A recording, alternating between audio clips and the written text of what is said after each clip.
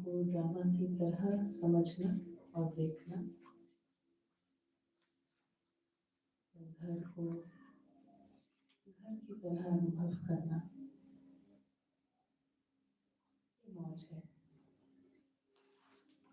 सब कुछ अच्छा है, सब अच्छे हैं।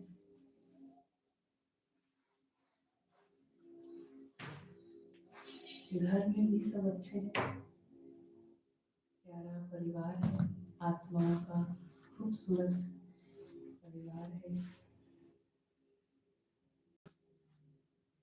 मीठा परिवार है। ड्रामा में भी सब किरदार अच्छे हैं, किरदार निभाने वाले एक्टर्स भी बढ़िया हैं।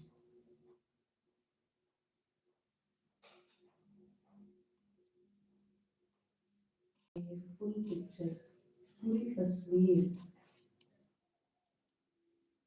बुद्धि में रखने से आत्मा बिल्कुल निश्चिंत है।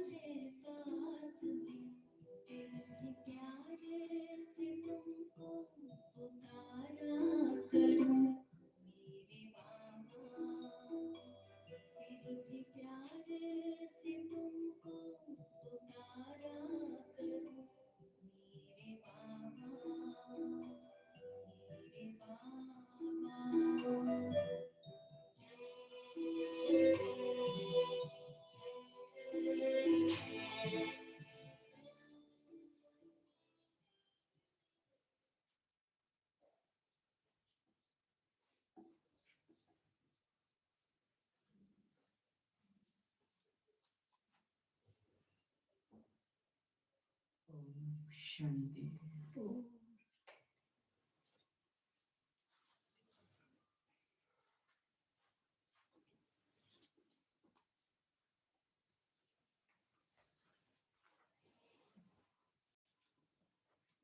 शुभ परिवर्तन।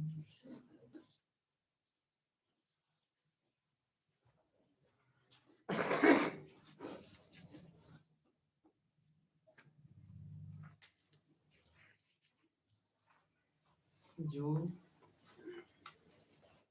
निर में अंतर कर रहा हो, निज में अंतर कर रहा हो लगातार कि मैं इन 5 तत्वों से अलग हूँ, मैं इन आँखों से दिखाई देने वाली दुनिया से अलग हूँ। जो निज में अंतर कर रहा है वही निरंतर निहार सकेगा। आपको मैं निरंतर निहारा करूं, मैं हो जाए आत्मा। तो निरंतर निहारना तो सहज है, मेहनत नहीं है, लेकिन बस मैं एकदम प्योर हो, उसमें कोई भी मिक्सिंग ना हो, उसे अंतर पता हो अपने और ड्रामा के बीच में। आज की मुरली महारथियों की निशानी क्या होगी? सूक्ष्म वतन के राज। और मोस्ट इम्पॉर्टेंट जो आज की मुरली का मूल बिंदु रहेगा, आसक्ति। तुमको आसक्ति नहीं होनी चाहिए। तुमको तो यहाँ से जाना है, जहाँ से जाना होता है वहाँ की चीजों से मोह नहीं रखा जाता।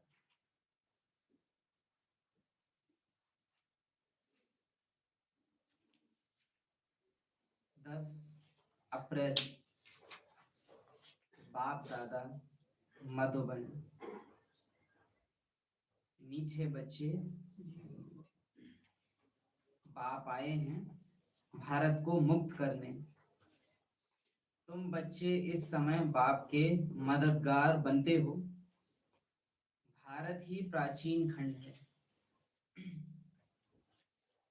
इस समय बाप के मददगार बनते हो, क्योंकि भारत ही प्राचीन खंड है। सबसे पुरानी ड्रामा की ये स्टेज है जो शुरू से ही चालू है। इस स्टेज में शुरू से ही ड्रामा चालू है। भारत प्राचीन है, माना ये वाली जो भूमि का टुकड़ा है, यहाँ के जो 5 तत्व हैं वो बहुत लंबे समय से ड्रामा में ये स्टेज खाली ही नहीं हुई। अमेरिका, ऑस्ट्रेलिया, बाकी सारी जगह वहाँ की भूमि भी बाद में आई है और पाठधारी भी बाद में आए हैं। जैसे लौकिक में भी देखते हैं, ड्रामा चल रहा होता है, नाटक चल रहा होता है, मूवी चलती है, तो जब तक हीरो चल रहा है तो उसी का घर परिवार मकान दिखाएंगे, और जब दूसरा कोई किरदार आएगा तब उसका मकान परिवार दिखाएंगे। ड्रामा में भी केवल वही स्टेज ऊपर आएगी जिस स्टेज पर पार्ट बजाने के लिए पार्टधारियों को ऊपर से आना है, वरना तब तक कैमरा उधर जाएगा ही नहीं, स्टेज उधर बनेगी ही नहीं। स्टेज तभी बनेगी जब स्टेजधारी उपस्थित होंगे। भारत प्राचीन खंड है, यानी ये स्टेज सबसे पुरानी है, इसीलिए यहाँ का विनाश भी और स्टेजेस से न्यारा होगा। ये स्टेज थोड़ी मजबूत है, परमानेंट स्टेज है, ये स्टेज कभी टूटती नहीं है।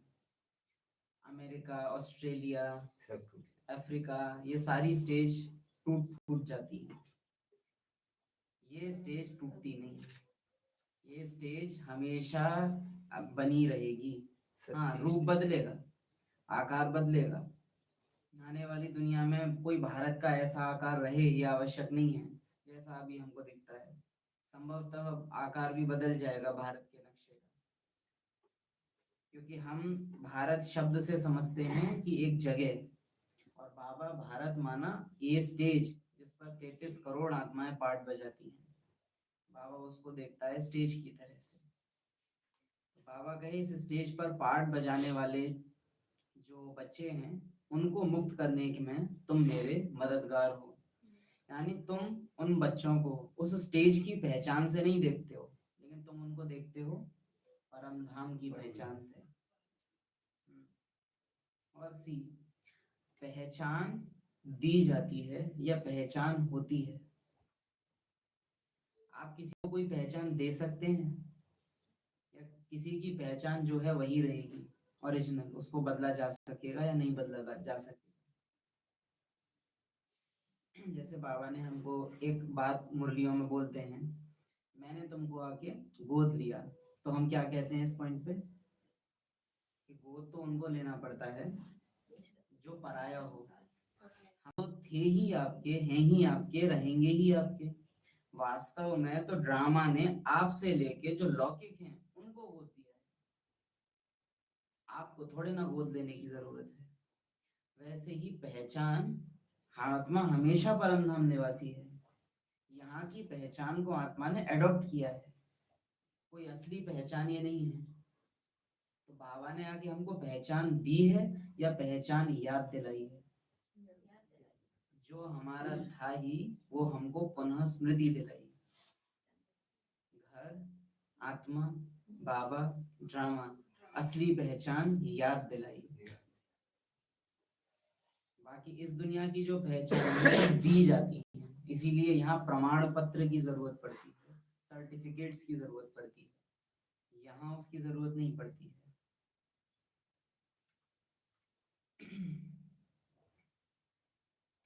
ये स्मृति रखना कि यहाँ इस स्टेज पर, है ना, जितनी भी आत्माएं पार्ट बजा रही हैं इन सबकी पहचान एडॉप्टेड है। मुकेश, संजय, ये सब पहचाने एडॉप्ट की हुई हैं।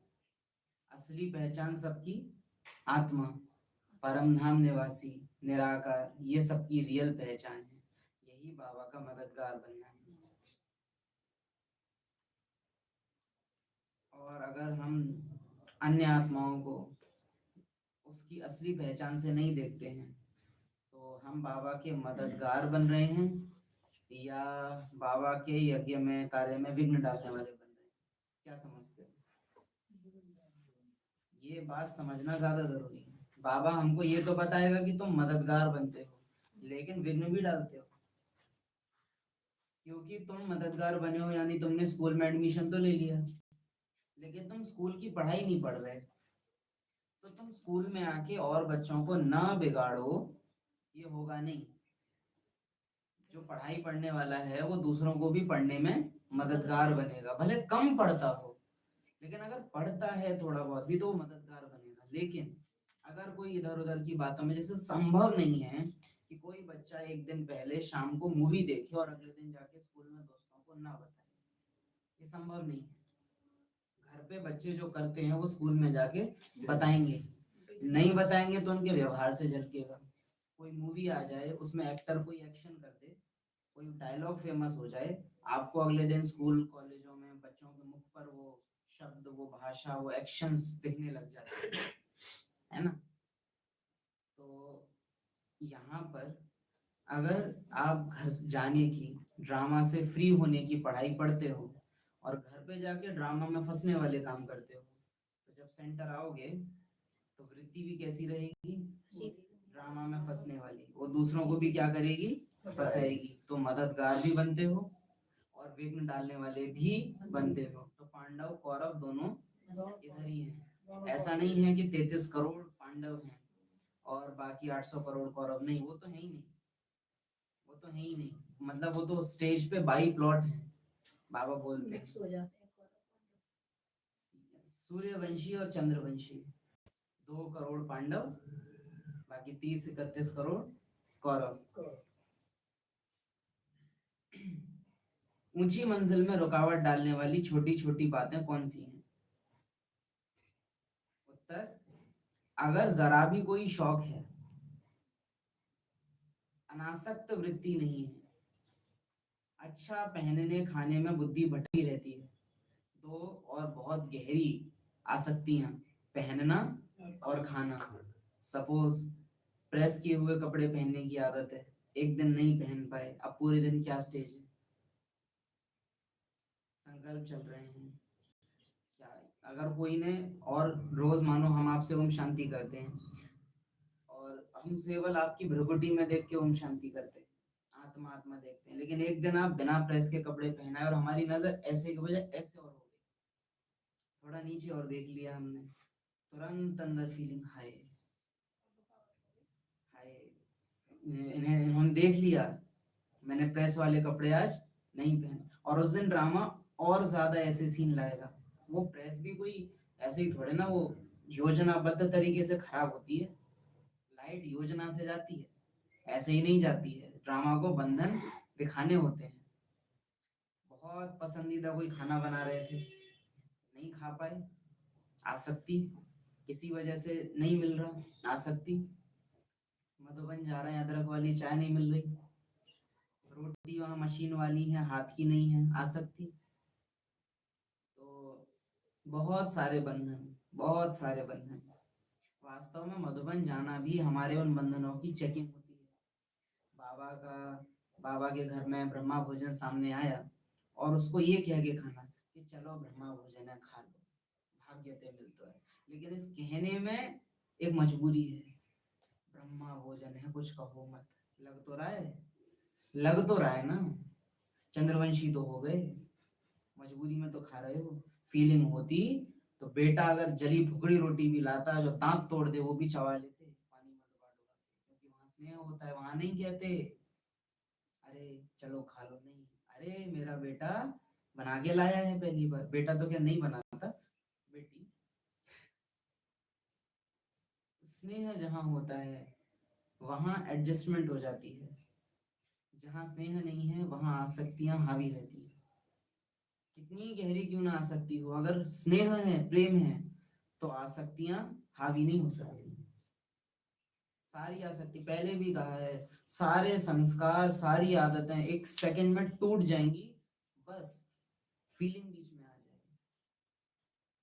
पहले भी कहा है, किसी लड़के की किसी लड़की से आंख मिल जाए थोड़ा, अगले दिन से उसमें जो परिवर्तन आते हैं, सालों से 10 बजे सोने वाला 4 बजे उठ जाता है। जहाँ फीलिंग बीच में आ जाए, भले दैहिक प्यार की, कामुक प्यार की ही क्यों ना हो, जहाँ भावना बीच में आ गई, वहां सालों के संस्कार पल में बदलते हैं। यज्ञ में अनेकों एग्जाम्पल रहे हैं, बाबा के बने तो अच्छा ही नहीं लगता, प्याज लहसुन अच्छा ही नहीं लगता, खाया ही नहीं जाता, उन्होंने रोका नहीं है खुद को, होता ही नहीं है फीलिंग। अगर जरा भी कोई शौक है, अनासक्त वृत्ति, अब ये भी मतलब नहीं है इसका हम तो प्रेस करे हुए कपड़े पहनेंगे ही नहीं तो फंसेंगे, आप और ज्यादा फंसे हुए हो, आपका फंसा हुआ होना और ज्यादा खतरनाक है। करो बिना फंसे, आज ऐसा है कल वैसा भी हो जाए तो भी चले। आप दादियों को देखो, बहुत रॉयल थे बचपन में, फिर बेगरी पार्ट भी आया और एंड में रॉयल हो गए। और तीनों ही स्टेजेस में दादियों की स्टेज को कोई फर्क पड़ा? ड्रामा ने परिस्थिति बदली, ऐसी भी फिर ऐसी भी फिर ऐसी भी, लेकिन दादियों की स्टेज को कोई फर्क नहीं। भरी और भाखर में एक समान। शायद दादी ब्रजेंद्रा का अनुभव है ना, ब्रजेंद्रा का, या शायद निर्मल शांता दादी का, भाग्य विधाता बुक है, उसमें अनुभव है, उसकी हेडलाइन है, भरी और भाखर में एक समान, यानी धनी और निर्धन अवस्था में एक समान। वो पार्ट थे जो चावल साफ करते करते हीरे की अंगूठी ऐसे ही पानी में बह गई, हीरा, और आज की तरह नहीं कि उसमें से टिमचुक सा हीरा लगा हुआ है, नहीं, हीरा मतलब जवाहरात के व्यापारी हैं तो अच्छा खासा साइज का डायमंड है, खो गया, खो गया। घर जो ससुराल है वहां लोग घबरा गए, हाय हीरे की अंगूठी, दादी की कोई बात नहीं, मेरा बाबा नया दे जाएगा। आ गई अगले दिन, 2 अंगूठी नहीं आ गई, एक समान। ऐसी धनी अवस्था से ऐसी अवस्था में भी आए हैं जो कमरे में सांप निकल रहे हैं, लीपना पड़ रहा है गोबर से, कोयले बनाने पड़ रहे हैं, लेकिन स्टेज पे अरे चलो बाबा तो मिलोए, बाकी तो सब बढ़िया। ये एक मजबूरी, हम कहेंगे कई ब्राह्मण कर तो लेते हैं, फीलिंग रहती है अंदर, अरे चलो बाबा, बाबा के लिए कर रहे हैं, अरे चलो। आप सोच के देखिए, लौकिक के लिए जब हम त्याग करते हैं तो क्या अंदर ये संकल्प भी आता है, अरे चलो बेटा ही तो है, नहीं, संकल्प तक की जरूरत अपने आप हो जाता है और पता भी नहीं चलता कि हमने कब कर दिया। वहां तो मुख से भी निकल जाता है, अरे चलो बाबा, बाबा के घर में हो, सब बढ़िया है, समझ पा रहे हैं, बहुत सूक्ष्म होता है, सांप चढ़िया और सब डर गए और छोड़ आए बाबा। बहुत अंदर से, अरे चलो ड्रामा, दुख है अंदर, दुख है अंदर, यानी ये बुद्धि से अनासक्ति है, दिल से अनासक्ति नहीं है, ज्ञान यूज करना पड़ रहा है इस अनासक्ति में।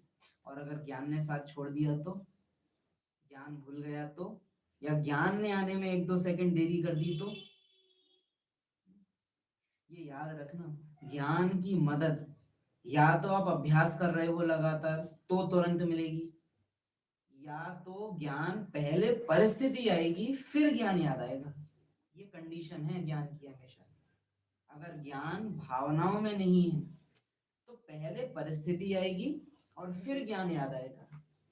जैसे लौकिक में भी कोई चीज की जरूरत पड़ती है फिर उस वस्तु की याद आती है, तो ज्ञान में भी ये है कि अगर बुद्धि में भरा हुआ है ज्ञान, दिल में धारण नहीं है, तो पहले परिस्थिति आ जाएगी फिर बुद्धि याद करती है कि बाबा ने इसके लिए क्या कहा था, और जितना समय वो एक पल भी जा रहा है उसमें, उतनी देर में मार्क्स कट रहे हैं। लेकिन अगर फीलिंग में है तो ज्ञान याद आने की भी जरूरत नहीं पड़ती, पूरी परिस्थिति आगे चली जाएगी और आपको पता भी नहीं चलेगा। एग्जाम्पल के लिए सहन शक्ति को उठाओ। बाबा कहते हैं तुम बच्चों को बहुत सहन करना है, सहन करना ही सहनशाह बनना है। जो यहाँ भगवान के लिए सहन कर लेता है, भगवान उसको कुछ भी पूरे कल्प सहन नहीं कर। इस तरह के वाक्य बाबा ने कई हुए हैं, ठीक है।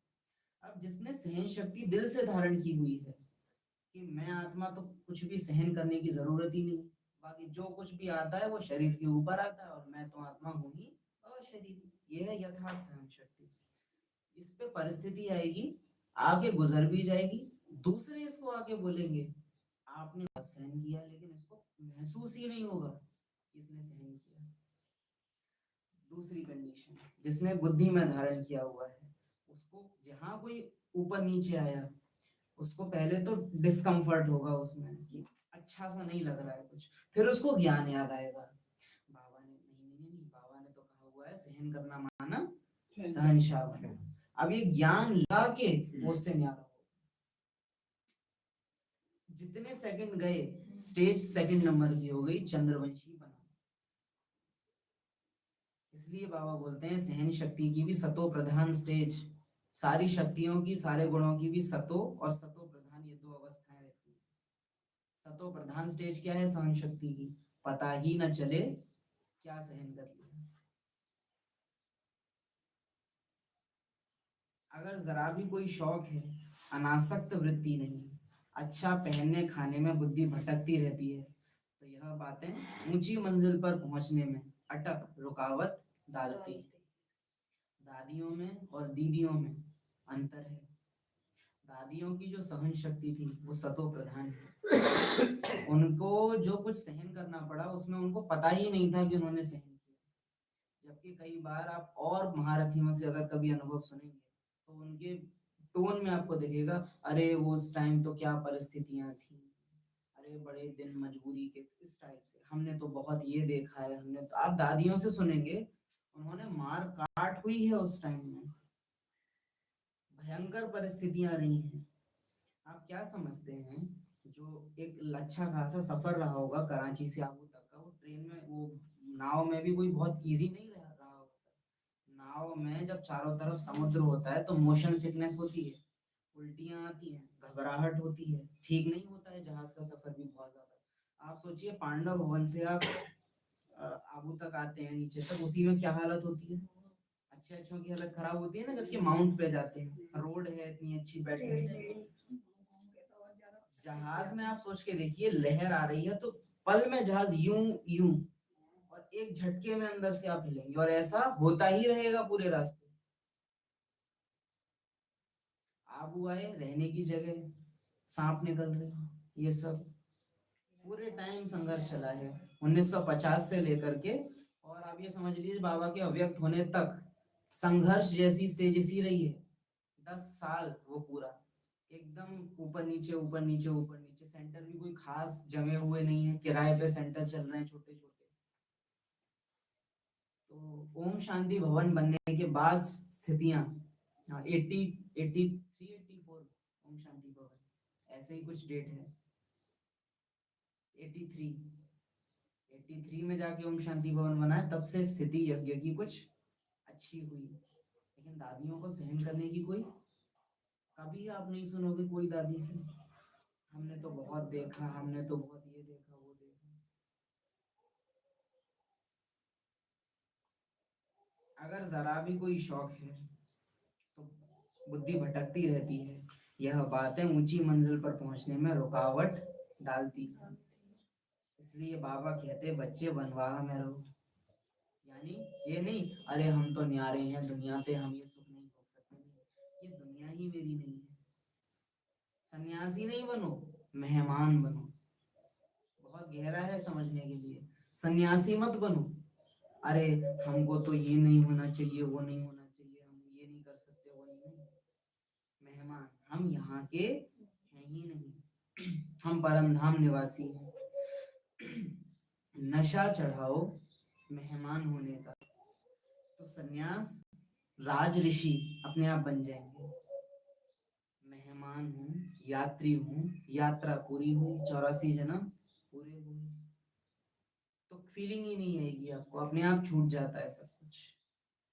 सन्यासी बनते हैं कि अरे मुझे ये सब छोड़ना पड़ेगा, छोड़ना पड़ेगा मतलब पकड़ा हुआ है, तब तो ये फीलिंग है कि छोड़ना पड़ेगा, और रियलिटी ये है कि पकड़ा हुआ भी किसने है, देहभान ने, और मैं आत्मा तो अलग। हूं ही विदेही, हूं ही अलग, मेरा यहाँ था ही क्या जो मैं छोड़ू।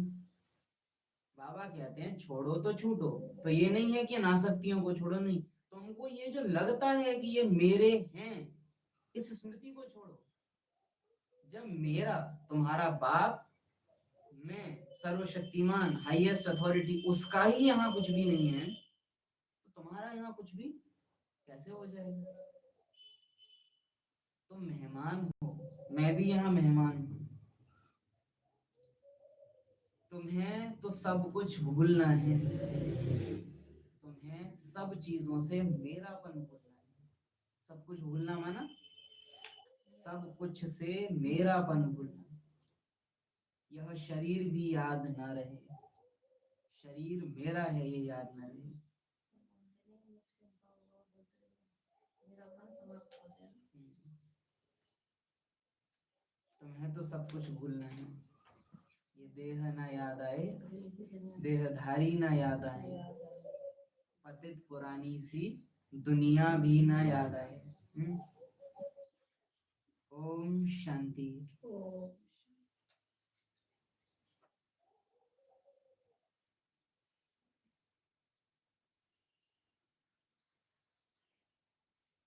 अब झूठी चीज ही होगी तो उतरती कला ही होती है, झूठी चीज ही होगी क्योंकि उतरती कला ही होती है। अब झूठी चीज ही होंगी क्योंकि उतरती कला है। सतयुग में चीजें कैसी होंगी, सच्ची, क्योंकि कलाएं एकदम नहीं चढ़ती, तो नहीं है सतयुग में भी, उतर तो वहां भी नहीं है, लेकिन उस हिसाब से नहीं उतर रही है। एक्चुअली यहाँ जब कह रहे हैं ना, हाँ, जब बाबा कह रहे हैं ना उतरती कला है, वास्तव में उसका भाव है गिरती कला है। उतर तो वास्तव में सतयुग में रहे हैं, धीमे धीमे यहाँ से गिर रहे हैं। देवताओं का उतरना पता है कैसे है, स्वचलित सीढ़ी, एस्केलेटर होता है, खड़े हो जाओ एक जगह, वो अपने आप आपको धीरे धीरे धीरे नीचे पहुंचा देता है, खुद मेहनत नहीं करनी पड़ती, अपने आप उतर रहे हैं। द्वापर के बाद से एक तो है कि ड्रामा अनुसार उतर रहे हैं, पर दूसरा हरकतें भी ऐसी कर रहे हैं कि उतर। देवताएं जान करके ऐसी एक्ट नहीं कर रहे हैं कि वो गिरे, वो सच में ही ड्रामा अनुसार उतरते हैं, लेकिन हम लोग एक्ट ऐसी करते हैं कि हम उतरे, प्रॉपर होश में ऐसे एक्शंस हमसे होते हैं कि हम उतरे। इस सूर्य का भी राइज और फॉल होता है।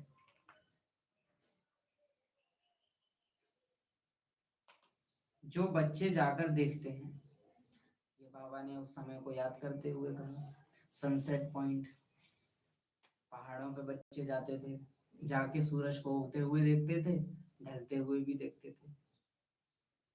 मम्मा का भी अंतिम समय, सूरज ढलते हुए, मम्मा सामने बैठी है। अब तो तुम बच्चों को ज्ञान सूर्य का उदय होना देखना है, अब तो तुम बच्चों को ज्ञान सूर्य का उदय होना देखना है, माना बाप दादा की प्रत्यक्षता होते हुए देखनी है। कितना उमंग से भर देने वाला पॉइंट। अब तो तुम बच्चों को ज्ञान सूर्य का उदय होना देखना है, तुम देखोगे मेरी प्रत्यक्षता। जब हर एक दिल से क्या आवाज आएगी, मेरा बाबा, मेरा घर, खेल पूरा हुआ, यही एक फीलिंग सबके दिलों में होगी। जब ये याद रहता तो कोई से भी नफरत घृणा आदि अंदर रहती नहीं है, क्योंकि जानते हैं कि इन सबके दिल से एट द एंड हर आत्मा के पार्ट में रिकॉर्डेड है कि उस आत्मा को लास्ट में क्या फीलिंग आनी है, मेरा बाबा, मेरा घर, वो सबके दिल में। भारत ऐसे डूबता है जैसे सूर्य डूबता है। जरूर पुरानी दुनिया फॉल होती है, माना बाबा ने जब ये कहा है तो इतना सोच के कहा है कि भारत का फॉल कैसे होता है, जैसे सूर्य डूबता है। चंद्रमा क्या है कि दिन में भले आपको दिखता नहीं है, लेकिन वो फिर भी रहता है, लेकिन सूरज की रोशनी इतनी हो जाती है कि वो दिखता नहीं है, वरना ध्यान से देखो तो कभी कभी रोशनी कम हो तो दिख भी जाए, लेकिन सूरज है तो दिखेगा, और ढलता है तो ढल ही जाता है, वो आकाश में आपको फिर कहीं भी दिखेगा नहीं। तो भारत का फॉल ऐसा होता है कि एकदम लक्षण गायब, कोई अंदाजा नहीं लगा सकता कि यही वो सभ्यता है जिसमें देवी देवताएं रहे हैं। एकदम इतने पतित भ्रष्टाचारी हो जाते हैं। ऐसा डूबता है जैसे सूर्य डूबता है। जरूर पुरानी दुनिया फॉल होती है तब दिखाते हैं, यानी दुनिया पहले पुरानी होगी फिर गिरेगी, गिरेगी और फिर पुरानी होगी, ऐसा नहीं होगा।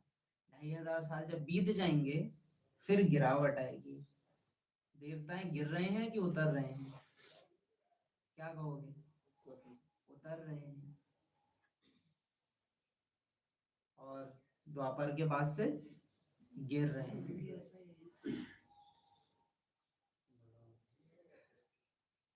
जरूर पुरानी दुनिया फॉल होती है। यह भी एक स्टोरी है, राज्य लेना और गंवाना। विचार सागर मंथन करना होता है। बाप की महिमा तो पहले बतानी है। पतित पावन ज्ञान का सागर, जगत पिता, जगत शिक्षक, जगत गुरु शिव बाबा से आकर अपना वर्षा लो।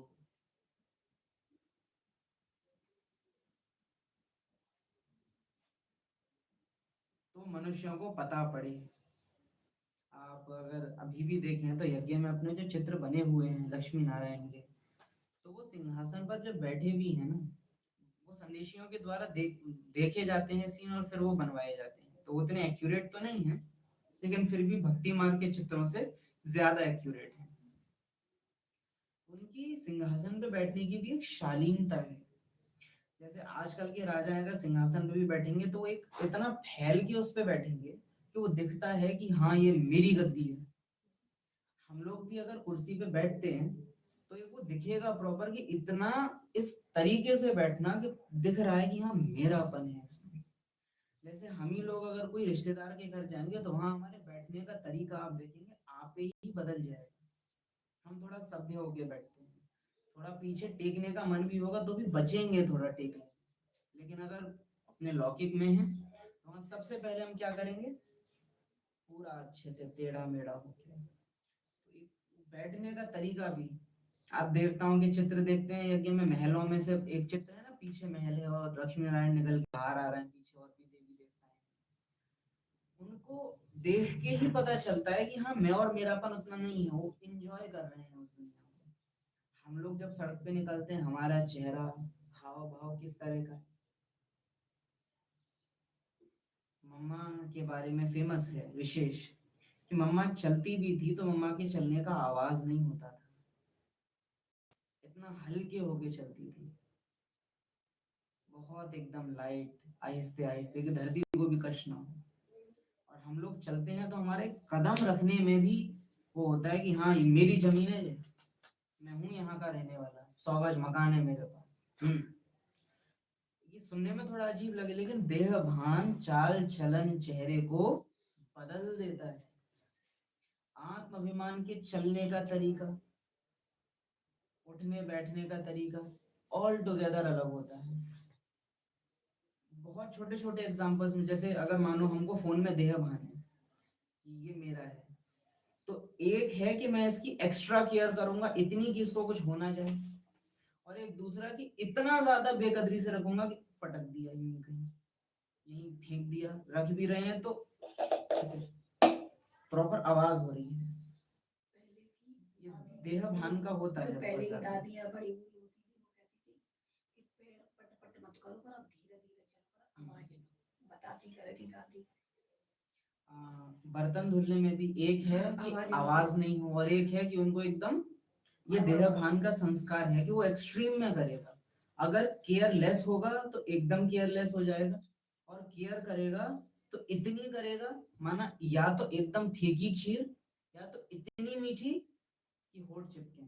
बैलेंस नहीं होता है बॉडी कॉन्शियसनेस में।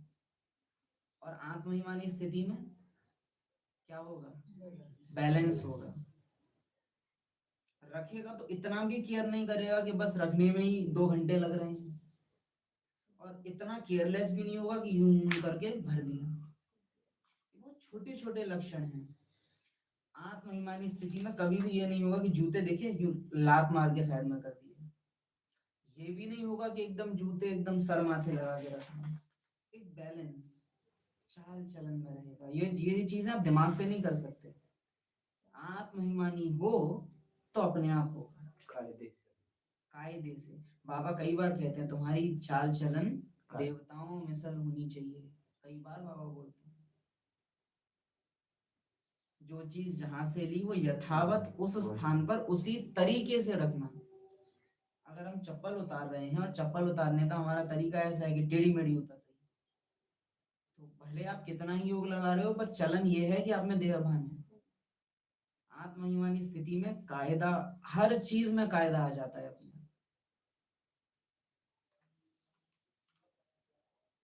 इस समय लड़ाई का मैदान उनका भी है तो तुम्हारा भी है। लड़ाई का मैदान उनका भी है तो तुम्हारा भी है। कुरुक्षेत्र केवल पांडवों का थोड़े ना है, पांडवों का भी है। तो यानी बाबा क्या कह रहा है, इस समय तुम्हारी बुद्धि में माया का कॉपीराइट है। लड़ाई का मैदान आप उसे हरा सकते हो, लेकिन युद्ध क्षेत्र से एकदम आउट कर दो ये नहीं होगा। वो युद्ध क्षेत्र में रहेगी, अंत तक रहेगी। आप उसको भगा नहीं सकते क्योंकि उसी का राज्य है। जिसका राज्य होता है उसको आप पूरा बाहर नहीं निकाल सकते जब तक कि उसको पूरी तरह से खत्म ना कर दिया जाए। तो ये चीज बाबा ने यहाँ समझाई है। लड़ाई का मैदान उनका भी है तो तुम्हारा भी है। और कितनी बार बाबा हमको इशारे दे चुके हैं, माया अंत तक आएगी, अंत में सबसे विकराल रूप में आएगी। यहाँ तो एक की ही बात है, सिर्फ अल्फ बस। यहाँ तो बाप कहते हैं मन मना भव, पाप बुद्धि का ताला। यह बातें तुम बच्चों की बुद्धि में भी नंबरवार पुरुषार्थ अनुसार आती, इसलिए महारथी घोड़े सवार कहा जाता है। बाप बुद्धि का ताला खोल देते हैं, यह ताला कोई खोल ना सके। बाप के पास मिलने आते हैं तो बाबा बच्चों से पूछते हैं आगे कब मिले हो, इस जगह पर इस दिन कब मिले हो। तो बच्चे कहते हैं हाँ बाबा 5000 वर्ष पहले मिले हैं। अब यह बातें ऐसे कोई पूछ ना सके। देखो हिस्ट्री के टीचर्स होते हैं ना, इतिहास पढ़ाने वाले, या स्कूलों में भी कोई भी विषय पढ़ाने वाला कोई टीचर हो, तो दो चीजें देखी जाती हैं। एक तो पढ़ाता है इस तरह से जो बच्चों को फील होता है कि हाँ बिल्कुल पढ़ने ही आए हैं, यहाँ तो पढ़ाई ही हो रही है। और कोई कोई इतिहास की कहानियों को भी इतने रोचक तरीके से सुनाएगा कि बच्चों की पढ़ाई भी हो जाती है और उनको कभी फीलिंग भी नहीं आती कि हम पढ़े हैं। जैसे कोई कोई टीचर का पीरियड ये लगता है कि कब खत्म हो, और कोई कोई टीचर का पीरियड ये लगता है कि कभी खत्म ना हो, ये चलता रहे ऐसे ही। अच्छी सब्जी बनी है, क्या लगेगा बची रहे, थोड़ा और बचा लूं बाद में खाऊंगा, अच्छी बनी है। और अगर सब्जी थोड़ी बिगड़ जाए तो एक कटोरी भी खत्म करना भारी पड़ती है। तो जब बाबा ने कहा कि बुद्धि का ताला, या बाबा ने समझाया 5000 वर्ष पहले मिले, तो अगर आत्मा है तो आत्मा की तो नेचुरल रुचि होगी कि हाँ मैं आत्मा बाबा से 5000 साल पहले मिली थी, और इस पॉइंट को बहुत एंजॉय करके अनुभव करेगी। कल पहले मिसल फिर से मिली हूँ, इसका मतलब फिक्स हो गया कि हर कल्प में बाबा से मिलूंगी। यानी ड्रामा के हूबहू रिपीट होने के पॉइंट पे उसका निश्चय बैठ जाएगा। इस निश्चय की निशानी क्या है, ड्रामा हूबहू रिपीट होता है, इस निश्चय की निशानी क्या होगी। ये भी एक चेकिंग है ड्रामा को लेके अपने आप में कि क्या ड्रामा के रिपीट होने पे मुझे निश्चय है। क्योंकि रिपीट होने पे निश्चय नहीं है तो विनाश में भी निश्चय नहीं होगा, घर जाने में भी निश्चय नहीं होगा, सब खत्म हो जाएगा। ड्रामा हूबहू रिपीट होता है। आपकी स्टेज ऊपर नीचे हो सकती है लेकिन स्टेज बिल्कुल खत्म हो जाए ये नहीं होगा। माना अमृत वेले स्टेज आप ऊपर नीचे कर दोगे वो एक अलग चीज है, लेकिन आप अमृत वेला मिस कर दो और आप उसकी भरपाई भी ना करो ये नहीं होगा आपसे। क्योंकि आप जानते हो कि ड्रामा हूबहू अगर इस कल्प में हुआ तो अब ये चेंज नहीं होने वाला है। एक बार की गलती बार बार रिपीट होना बंद हो जाएगी। गलतियां रिपीट हो रही हैं, माना ड्रामा रिपीट नहीं होता मेरे लिए, मुझे ऐसा लगता है। क्योंकि एक बार रिपीटेशन पे निश्चय बैठ जाए ड्रामा रिपीट होगा तो हम वो गलतियां दोबारा से दोहराएंगे नहीं। कोई बच्चा इंटरव्यू में किसी एक क्वेश्चन या एक चैप्टर या एक उसकी वजह से फेल हो जाए, वो दोबारा शायद दूसरी तरह की गलती कर दे, लेकिन वही गलती दोबारा दोहराएगा। तो हम शादी में गए, रूमाल की मुझे जरूरत पड़ी, बहुत ज्यादा जरूरत पड़ी, और वहां मेरे पास रूमाल नहीं था और बहुत दिक्कत हो गई उसकी वजह से। अब अगली बार जब कहीं जाओगे तो क्या करो, क्योंकि दोबारा वो सीन आना है तो हो सकता है दोबारा वो परिस्थिति आ जाए। जब मुझे निश्चय होता है कि ड्रामा रिपीट होगा, हम गलतियां दोहराना बंद कर देते हैं। जो मम्मा की भी मुख्य धारणाएं थी उनमें से ये था कि एक बार गलती दोबारा रिपीट ना हो, इसको कहते हैं तीव्र पुरुषार्थ। तो पहले कब मिले हो, एक है बुद्धि ये बोल दे हाँ मिले होंगे क्योंकि बाबा कह रहे हैं तो सही ही कह रहे होंगे, और दूसरा है हाँ मैं आत्मा बाबा आपसे मिली हूँ, आप ही तो मेरे हो। कितनी ज्ञान की युक्तियां बाबा समझाते हैं, परंतु धारणा नंबरवार होती है। हर एक का पार्ट अलग अलग है, एक ना मिले दूसरे से, यह अनादि ड्रामा है। अनादि ड्रामा सुंदर लगता है ना, अनादि अविनाशी ड्रामा, यानी कभी खत्म नहीं होगा, लेकिन मेरे बिना शुरू नहीं होगा। नशा है इस पॉइंट का, कभी खत्म नहीं हो सकता, लेकिन शुरू मुझसे ही होगा। मैं ना हूं तो शुरू हो नहीं सकता। जितना आत्मा बिना बाबा के नहीं रह सकती, उतना ही आत्मा बिना ड्रामा के भी रह नहीं सकती। कलयुग में होने के कारण संगम युग साथ में चल रहा है, लेकिन इसकी वजह से कई बार ये देखा जाता है कि आत्माओं को बाबा से तो प्यार है, लेकिन ड्रामा से थोड़ा, हाँ क्या समझते हो, थोड़ा दिक्कत है ना। खराब नहीं भी आए ना तो भी सतयुग के देखे, मधुबन के देखे से अच्छा, मधुबन का ड्रामा ज्यादा अच्छा है अलीगढ़ का। अब आप बुद्धि से कह भी दो कि नहीं एक जैसा ही हो वो, लेकिन रियलिटी क्या है, मधुबन ज्यादा अच्छा लगता है, अलीगढ़ का ड्रामा थोड़ा कम पसंद है। कहीं और कोई स्थान पे आप सुन रहे हैं, यूट्यूब में भी कहाँ कहाँ से सुन रहे होंगे, तो जहाँ हम रह रहे हैं वहां का ड्रामा थोड़ा कम पसंद है, मधुबन की स्टेज थोड़ी ज्यादा अच्छी लगती है।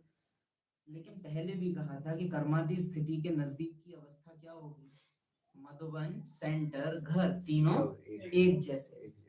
दादियों को आप चेक करो, मधुबन में भी हैं तो भारत के किसी और दूसरे कोने में भी हैं तो कहीं और भी हैं। दादियों की स्टेज क्या थी, मधुबन याद आता है लेकिन बाबा की वजह से, सुविधाओं की वजह से नहीं, वहां बाबा है इसलिए अच्छा लगता था।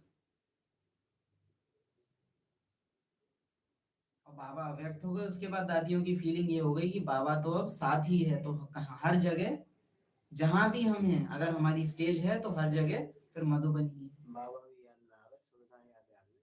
हमको मधुबन का एक जो माहौल है ना, साफ सफाई हरियाली इतना अच्छा अच्छा बना हुआ, हमारे मधुबन को पसंद आने में ये बहुत बड़ा रोल होता है इसका। लेकिन दादियों को जो मधुबन पसंद था उस समय सुविधाएं नहीं थी, लेकिन बाबा था।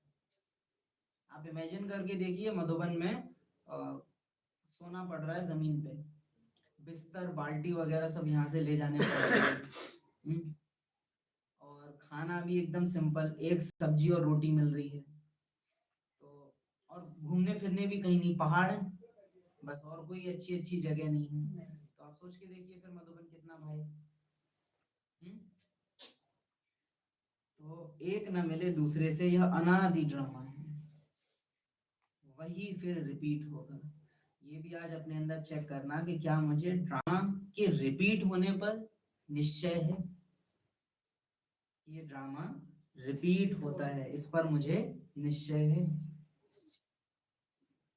बाकी ये स्वमान है, ये अनादि ड्रामा है, लेकिन हमेशा कभी खत्म नहीं होगा, लेकिन मेरे बिना शुरू भी नहीं होगा।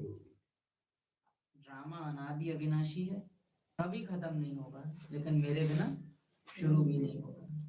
मुझसे ही आरंभ है और मेरे घर जाने से ही इसका एंड है।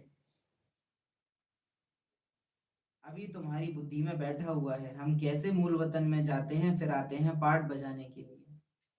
वाया सूक्ष्म वतन, आने समय सूक्ष्म वतन नहीं है, क्योंकि सूक्ष्म वतन वाला नहीं है। जब उस दुनिया का कोई नहीं रहता तो वो दुनिया भी नहीं रहती। जब तक उस दुनिया का मालिक रहता है तभी तक वो दुनिया रहती है। सूक्ष्म वतन का साक्षात्कार कभी किसी को होता ही नहीं। सूक्ष्म वतन का साक्षात्कार करने के लिए कोई तपस्या नहीं करते हैं। इसका अर्थ है कि बाप दादा का पाठ आत्माओं की बुद्धि से देखो किस हद तक मिट जाता है। कभी कोई कामना भी नहीं करेगा कि हमको सूक्ष्म वतन का साक्षात्कार हो।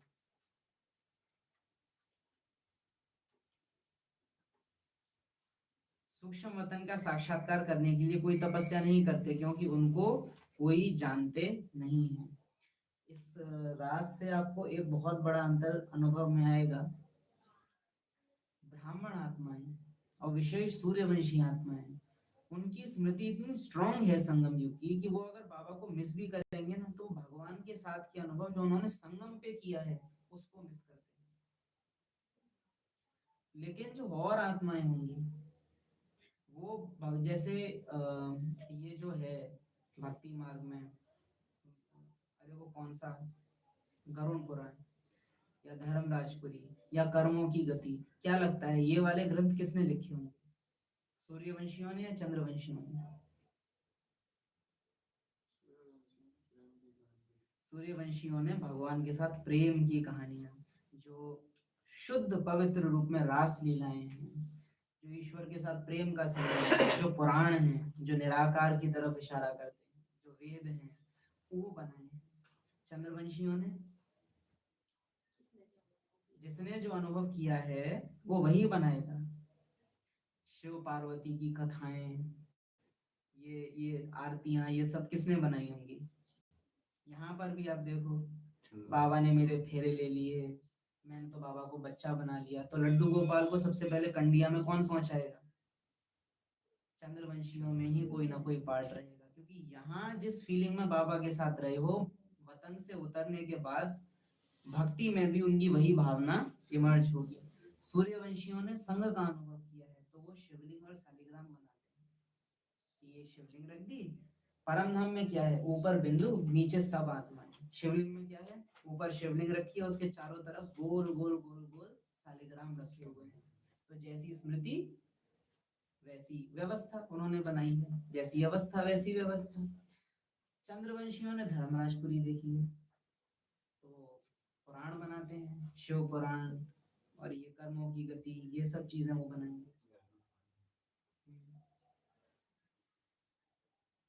सूक्ष्म वतन का साक्षात्कार कभी किसी को होता नहीं, सूक्ष्म वतन अभी रचते हैं।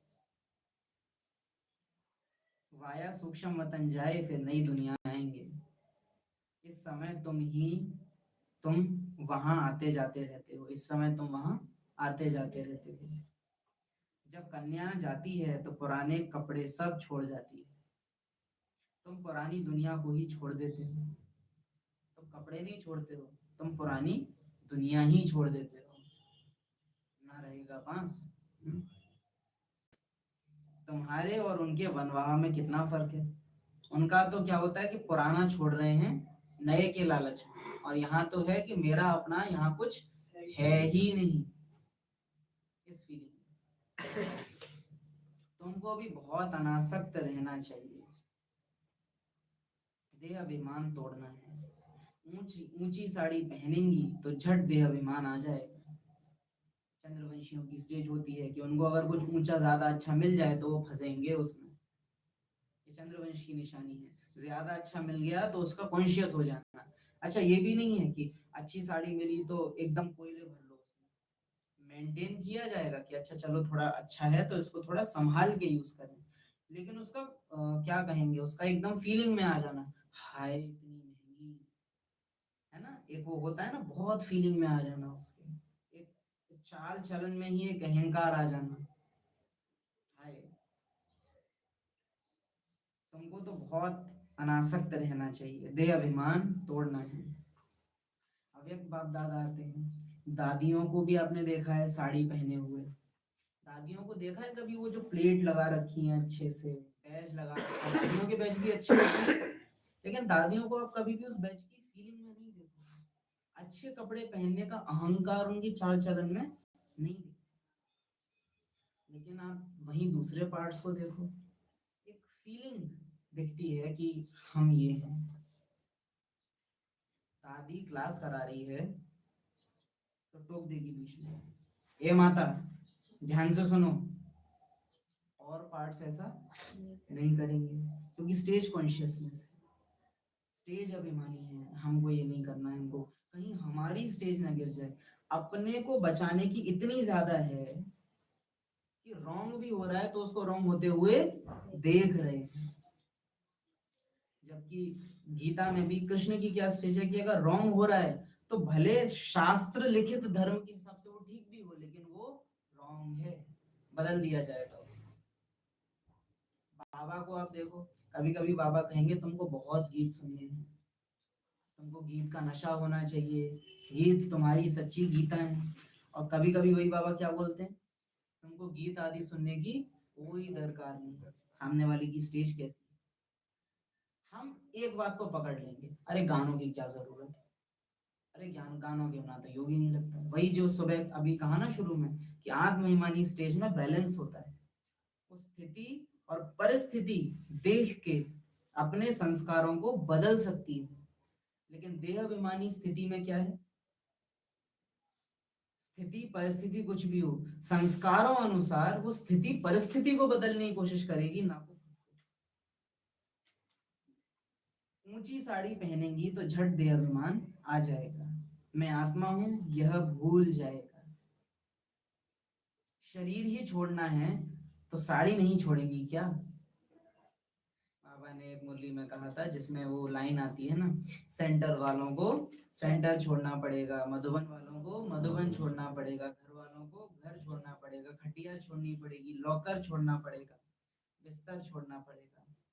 उस मुरली में बाबा ने इशारा दिया था कि सब कुछ छूटेगा। और ये नहीं सोचना कि लॉकर में लॉक तो लगा दूं, नहीं, सब कुछ एक सेकंड में हो सकता है। तुम्हारी बहुत हमने फोटो लगाई हुई है अपनी, एक एक फोटो बहुत, सपोज करो बाबा से ही मिले हुए हैं या कुछ भी नहीं, सारी फोटोज आपने बाबा और दादियों की ही लगाई है, लेकिन एक एक फोटो बहुत फीलिंग से कहीं लगाई है। मधुबन में एक कमरा मिला है, वहां बहुत अच्छे से आपने उसको डेकोरेट किया, एकदम चारों तरफ बाबा ही बाबा। एकदम से ऑर्डिनेंस आया, चलो कमरा चेंज। तो कमरा चेंज करने में क्या आत्मा ने उसको एक्सेप्ट किया, या उस कमरे में रहने की आसक्ति ने खींचा। हम परम धाम निवासी हैं, कमरा निवासी। परम धाम निवासी होने के नशे की निशानी जानते हो, जो परम धाम निवासी है उसको इस ड्रामा में किसी भी स्थान से परम धाम से ज्यादा लगाव नहीं होगा, घर से ज्यादा लगाव अगर इस स्टेज में किसी भी स्थान से है तो परम धाम जा नहीं सके।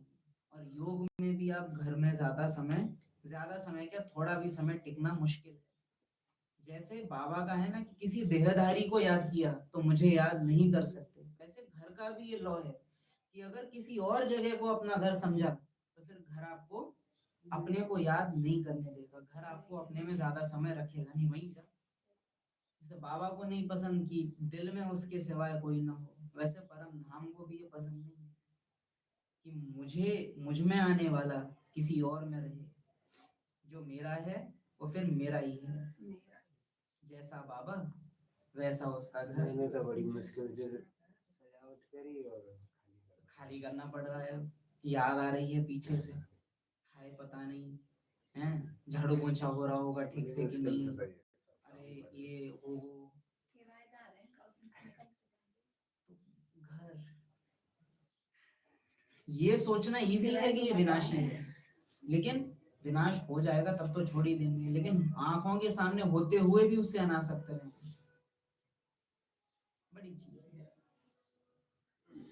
दादियों के केस में ये चीज बहुत अच्छी है कि आज यहाँ रह रहे हैं, कल दूसरे सेंटर जाना पड़ रहा है, परसों तीसरे सेंटर, कमरे बदल ही रहे हैं, तो कोई स्थान पे वो इस फीलिंग में रहते ही नहीं है कि ये मेरा है। जानते हैं मेहमान हैं, अभी यहाँ स्टेज है, कल वहां स्टेज होगी, परसों वहां होगी। नुकसान हो गया कल्याण। तुमको बहुत अनासक्त रहना चाहिए, देह अभिमान तोड़ना है। नीचे स्थान की आसक्तियां ऊंच से ऊंच स्थान से आपको पराया कर देंगी। ड्रामा से अपनापन, घर से परायापन। ऊंची साड़ी पहनेंगी तो जल्द अभिमान आ जाएगा, मैं आत्मा हूं यह भूल जाएगा। शरीर ही छोड़ना है तो साड़ी नहीं छोड़ेंगी क्या? हल्की साड़ी मिलती है तो दिल ही छोटी हो जाती है। बहनों के पार्ट में बहुत ज्यादा होता है, जहां साड़ी हाथ में आई 300 की है, सस्ती है। जहां साड़ी तो साटन है और उबटन उबटन का कपड़ा है, वो बहुत होता है कि ये उसका कपड़ा है, ये उसका, इतने की बहुत ज्यादा वो रहता है। देखते ही देने वाले ने किस फीलिंग से दी है वो ना सोचना, लेकिन कितने की है, भावना क्या है से ज्यादा उस चीज की स्थूल वैल्यू क्या है, इस पे ध्यान जाना। माना देहभान। आत्मअभिमानी स्थिति वस्तु का मूल्य नहीं देखती, देने वाले की भावना क्या है। मधुबन से मिला है, बाबा की फीलिंग से मिला है तो बेकार चीज भी, वो तो मधुबन से मिला है तो कुछ बेकार होता नहीं, लेकिन फिर भी है सस्ती चीज भी बहुत फीलिंग लाती है। लौकिक में देहधारियों का प्यार देखा है, प्रेमी ने चॉकलेट भी दी है तो उसका रैपर नहीं फेंकते, सजा के रखते हैं उसको कि अरे उन्होंने दिया है। गुलाब कभी एक दूसरे को दिया था, आज सड़ गया है, वो काला पड़ गया है, लेकिन सुखा के रखते हैं डायरियों के बीच में उसको। और यहाँ सस्ता है। तो शरीर ही छोड़ना है तो साड़ी नहीं छोड़ेंगे क्या? हल्की साड़ी मिलती है तो दिल ही छोटी हो जाती है। इसमें तो खुश होना चाहिए, अच्छा हुआ जो हल्का वस्त्र मिला। अच्छी चीज को तो संभालना पड़ता है, इसको तो रफली भी यूज करो तो टेंशन नहीं। महंगी साड़ी होगी तो सेवा करने में भी शायद बचाना पड़ेगा ज्यादा, हल्की साड़ी तो गंदी भी हो गई, रफली धो दो उसको, कोई खराबी नहीं होगी।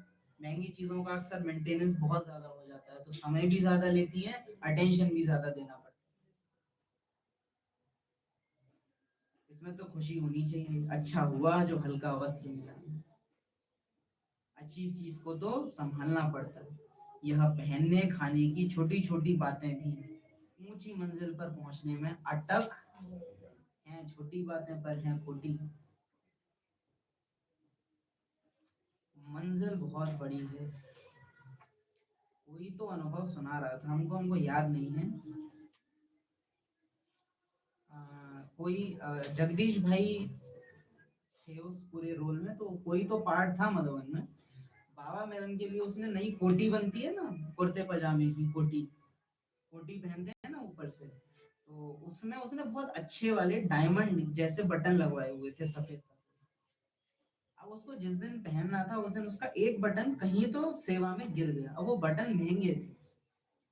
बाबा मेलन शुरू होने वाला है, उस भाई वो जगदीश भाई की उस पर दृष्टि पड़ रही है, क्यों पड़ रही है कि वो आत्मा संकल्पों को पहचानती है और वो थोड़ी नजदीक की आत्मा है। उसकी नजरें बार बार इधर उधर चल रही हैं, कहीं गिर जाए, कहीं गिरा हुआ है। बाबा आ गए हैं तो भी उसकी वृत्ति शांत नहीं है, क्योंकि गुम गया है, वो गुम गया है, वो पीछे है। और एक याद रखना कि किसी भी चीज में मेरी आसक्ति है तो बाबा भी सामने है, तो अभी 99% में शायद बाबा का हो भी जाऊं, 1% जिसमें मेरी आसक्ति है वो बुद्धि में पीछे चलेगा। बुद्धि कभी भी 100% बाबा में एकाग्र नहीं होगी अगर स्थूल में आसक्ति है। जैसे घर में लाइट लगी हुई है, तो अगर इंडिकेटर की भी लाइट है ना, तो कभी भी बिजली की रीडिंग 0 नहीं होगी, कुछ ना कुछ बिजली खर्च होगी, क्योंकि चलाए रखना। कोई भी आसक्ति का मतलब पता है क्या है?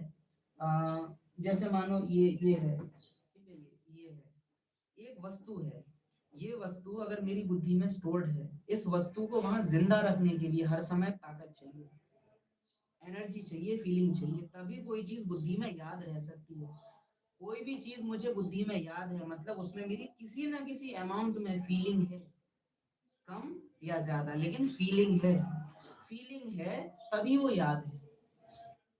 फीलिंग किसी चीज में खत्म हो जाती है तो वो चीज भी मुझे भूलने लग जाती है, याद नहीं रहेगी, फिर वो आपको संकल्प नहीं चलेंगे, जितने संकल्प उतनी ही फीलिंग। और सोचो कितनी स्ट्रॉन्ग फीलिंग रही होगी जो बाबा सामने है तो भी संकल्प। जगदीश भाई ने देखा कि क्या बात है, तुम कुछ नहीं, नहीं कुछ तो है, तो उसने बताया कि ऐसे ऐसे बटन हो गया, तो उन्होंने बोला अरे सोचो माया है, भगवान आया हुआ है और तुम अपने संकल्पों को देखो। फिर उस भाई ने ये अनुभव सुनाया था जगदीश भाई की स्मृति दिवस पे, लगभग ये उसका अनुभव था। तो सहज नहीं है ये। सपोज करो गोल्ड का बैज मुझे मिला हुआ है, टीचर हूँ, और ये यहाँ से जॉइंट है, हो सकता है खुल के कहीं गिर जाए। कई बार आप बाबा मिलन होता है, बाबा मिलन में सुनते होंगे एक टीचर बहन का सोने का बैज पड़ा मिला, अनाउंसमेंट होती है। आप सोच के देखो उस बहन का ध्यान चला जाए, बस के गुम गया, क्या स्थिति होती होगी? बुद्धि जाएगी, बुद्धि जाएगी, क्योंकि डायमंड से ज्यादा गोल्ड की वैल्यू है इस वाले डायमंड से ज्यादा। तो ये है बहुत ज्यादा, बहुत ज्यादा। तो मिल जाए और गुम जाए और लास्ट में घर जाना है और मैं तैयार हूँ एकदम बाबा बाबा, किसी कारण मेरा बस ध्यान चला गया। अब हालांकि इसका कोई वैल्यू है नहीं, लेकिन फीलिंग पागल होती है। वो ये नहीं देखेगी दुनिया खत्म है, वो देखेगी कहाँ है, मैं जाऊं भी तो लास्ट घड़ी तक भी वो चीज जो मुझे पसंद है वो मेरे से चुपती रहे, दूर ना हो जाए। अज्ञान में भी कहावत है कि सुई की नोक के बराबर कुछ नहीं जाएगा। यह पहनने खाने की छोटी छोटी बातें भी ऊंच मंजिल पर पहुंचने में अटक डालती हैं। ये पॉइंट याद रखना कि कोई भी चीज अगर स्मृति में है, फीलिंग है, तो वो कभी भी आपको बाबा का 100% नहीं बनने देगी, क्योंकि वो जिंदा रहेगी। जिंदा रहने का मतलब है वो कुछ ना कुछ आपसे लेती रहेगी, कुछ ना कुछ अमाउंट। यह पहनने खाने की छोटी मोटी वस्तु ऊंची मंजिल पर पहुंचने में अटक डालती है। मंजिल बहुत बड़ी है, बाप कहते हैं पुराना कपड़ा, पुरानी दुनिया सब खलास होनी है। और पहले के टाइम में तो फिर भी ये डेकोरेटिव आइटम उतने नहीं होते थे, आज के टाइम में डेकोरेशन बहुत बढ़ गई है और कोई दिक्कत नहीं है डेकोरेट करने में, आप करो, लेकिन याद रहे विनाशी है। आप बहुत अच्छे से डेकोरेट करो सब चीजें, लेकिन ये सब इस मोमेंट भी गिर के टूट जाए, उनको फीलिंग नहीं आनी चाहिए, सब खलास होनी है। इसलिए सारी दुनिया से बुद्धि योग तोड़ना है। मेरे सजाने के कारण मेरी किसी चीज में आ सकती है, ड्रामा इंश्योर करेगा कि वो चीज तुम्हारे हाथ से टूटेगी या तो तुम्हारे सामने टूटेगी, तुम्हारे सामने या तो तुम्हारे ही हाथों से ड्रामा करवाएगा। विनाश से पहले उन सब चीजों का विनाश होगा जो मुझे घर नहीं जाने देंगे, ये याद रखना। फाइनल विनाश देह का बाद में है, आत्मा के अपने साथ हिसाब किताब, संबंध संपर्क से हिसाब किताब, और प्रकृति के साथ हिसाब किताब। प्रकृति के साथ हिसाब किताब में ये वस्तुओं से जो हमने मोह लगाया हुआ है ये भी उसके अंडर आते हैं। और सबसे पहले प्रकृति और संबंध संपर्क ये चुकतू होंगे, देह तो बाद में जाएगी। सबसे पहले तो आप मकान, ये डेकोरेटिव आइटम, ये सब।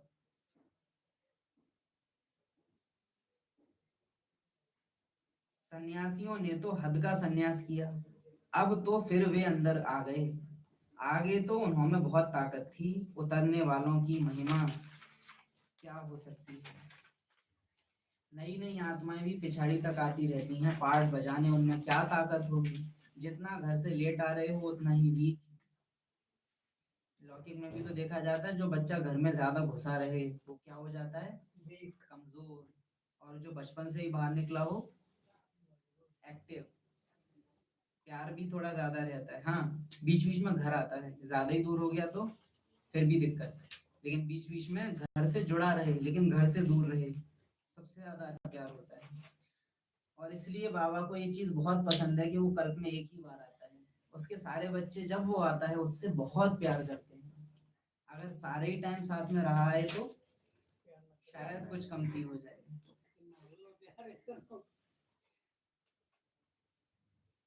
तुम तो पूरे 84 जन्म लेते हो, और तो लड़के पर तुम 84 जन्म पूरे छोड़ते हो, वो मेरा हिस्सा है। 84 जन्म पूरे लेते हो, 84 जन्म पूरे छोड़ते हो, वो भी याद करो साथ में। यह सब समझने के लिए कितनी अच्छी बुद्धि चाहिए। ज्ञान सागर के बच्चे ऐसे भाषण करें जैसे बाबा उछलता है। साकार बाबा बहुत नशे में रहते थे, बहुत। इसमें फंक नहीं होना है। अरे कोई क्या सोचेगा, ये कैसी हरकत कर रहे हैं। अरे नहीं, खुशी है डांस करो, गीत दिल एकदम आ गया है तो नाचो, गाओ, बयां करो कोई अनुभव है तो। बाबा के साथ कोई कभी कुछ हो गया, कोई पॉइंट बहुत अच्छा लगा, प्रत्यक्ष करो उसको, लाओ सामने। विकारों में और निर्विकारी दुनिया में ये थोड़ा सा अंतर है कि जब हम विकारों में थे तो एक्शन में बहुत लाते थे उनको, लेकिन जब से निर्विकारी बने हमारे एक्शंस बड़े कम हो जाते हैं। हम एक्शन में उनको थोड़ा कम लाते हैं। विकारी थे तो गाने गा लेते थे, फिर भी आरतियां गा लेते थे। बाबा के बने हैं तब से गीत गाना कुछ बंद हो गए हैं। कम है।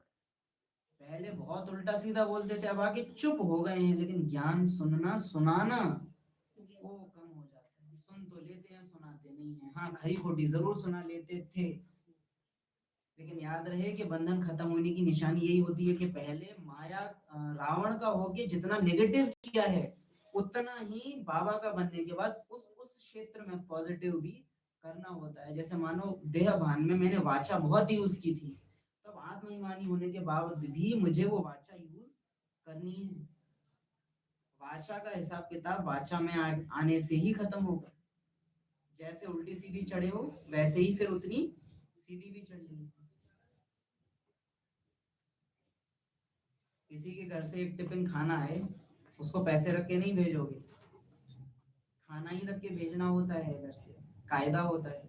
किसी ने कपड़े लाए हैं तो आप भी उनके लिए क्या करते हो, कपड़े ही लाते हो। हिसाब किताब का भी कुछ सिस्टम ऐसे है। हाँ, फीलिंग शुद्ध है तो कई बार इतना करने की जरूरत पड़ती नहीं है। फीलिंग अपने आप ही सब चुकतू कर देती है, लेकिन फिर भी और याद रखते हैं कि 300 की थी। तो भाषण ऐसे करो जैसे बाबा उछलता है उमंग। अच्छा, मीठे मीठे से गिलते बच्चों प्रति बाप दादा का याद प्यार। दुनिया में अपने को मेहमान समझने वाले ऐसे मीठे मीठे सृष्टि से न्यारे बाबा के बच्चों की, घर के प्यारे बच्चों की, बाप दादा और घर को याद प्यार।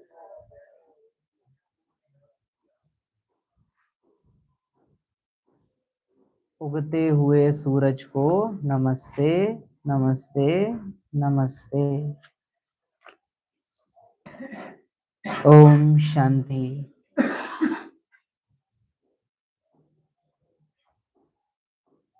मुख्य सार क्या समझते हो? मुख्य सार क्या मुख्य पॉइंट्स हैं आज की मुरली में? ये पढ़े हुए मत बताना, वो तो हम पढ़ पाते हैं, हम भी नहीं। क्या है मुख्य पॉइंट्स?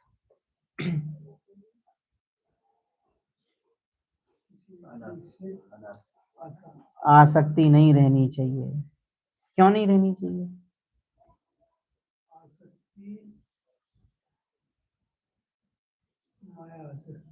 ये तो पुराना वाला है। घर नहीं जाने देगी आसक्ति, घर नहीं जाने देगी, बाबा का बनने नहीं देगी। पूरा पूरा बाबा का बनने नहीं देगी। कुछ परसेंट अपने जिंदा रहने के लिए हमेशा बचाएगी, क्योंकि आसक्ति है। और भारत ऐसे डूबता है जैसे सूरज, क्योंकि बहुत पुरानी स्टेज है, अविनाशी स्टेज है। और ड्रामा हूबहू रिपीट होता है, क्या इसमें मैं निश्चय बुद्धि हूँ? अगर ड्रामा के रिपीट होने में निश्चय बुद्धि नहीं हूँ तो गलतियां बहुत रिपीट होंगी। गलतियां रिपीट हो रही हैं मतलब ड्रामा के रिपीट होने में निश्चय नहीं। ड्रामा के रिपीट होने में निश्चय नहीं तो ना विनाश में निश्चय, ना घर में निश्चय। पहले कब मिले हो? हाँ, और आत्मा आत्मा को ही पहचानती है। आज की मुरली में है ये? कल की मुरली में है बहन ये पॉइंट? आत्मा आत्मा को दुख नहीं देती है, ऐसे पॉइंट आया था।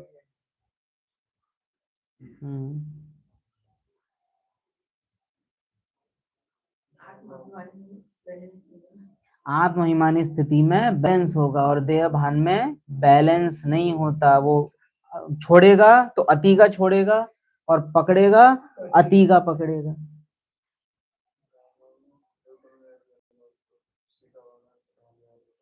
ड्रामा में जो संगम पर अभी अनुभव कर रहे हो, आने वाले समय में उसी का गायन करोगे।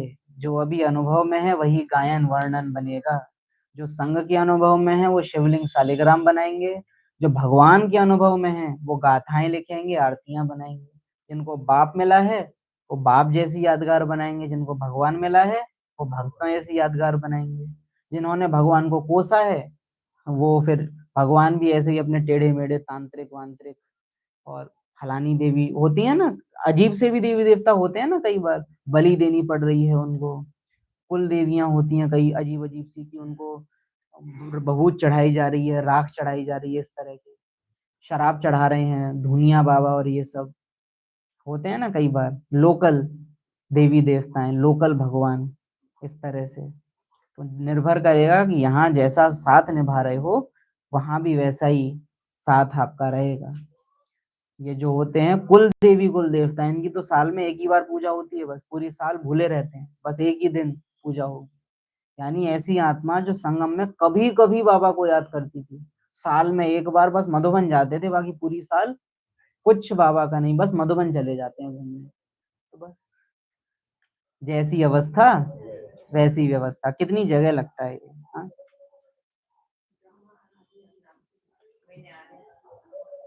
ड्रामा अनादि अविनाशी है, मेरे आने बिना ये शुरू नहीं होता। कभी खत्म नहीं होगा लेकिन बिना मेरे शुरू भी नहीं होगा। जितना प्यार बाबा से है क्या उतना ही प्यार ड्रामा से भी है। शरीर याद ना आए।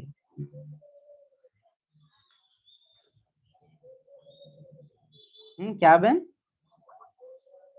जगत पिता, जगत शिक्षक और जगत गुरु। अभी है फिर नहीं मिलेगा, फिर अभी नहीं तो कभी नहीं। अभी नहीं तो फिर नहीं मिलेगा, अभी नहीं तो कभी नहीं। वंडरफुल। अच्छा, वरदान। बाप दादा को अपना साथी समझकर डबल फोर्स से कार्य करने वाले सहज योगी भव।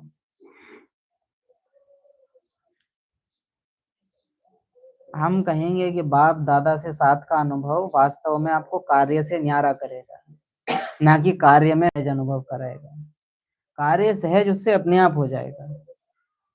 ऐसे नहीं है कि बाबा मेरे साथ है तो घर का काम जल्दी हो जाएगा, बाबा साथ है तो काम कब हो गया ये पता नहीं चलेगा।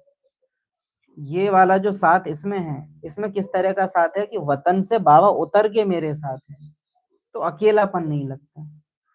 मैं यहाँ छोड़ के बाबा के साथ हूँ और ऊपर से कठपुतली चला रही हूँ, ये फीलिंग ज्यादा जरूरी है। कंबाइंड स्वरूप बजाय की साथी, कंबाइंड स्वरूप ज्यादा अच्छा है।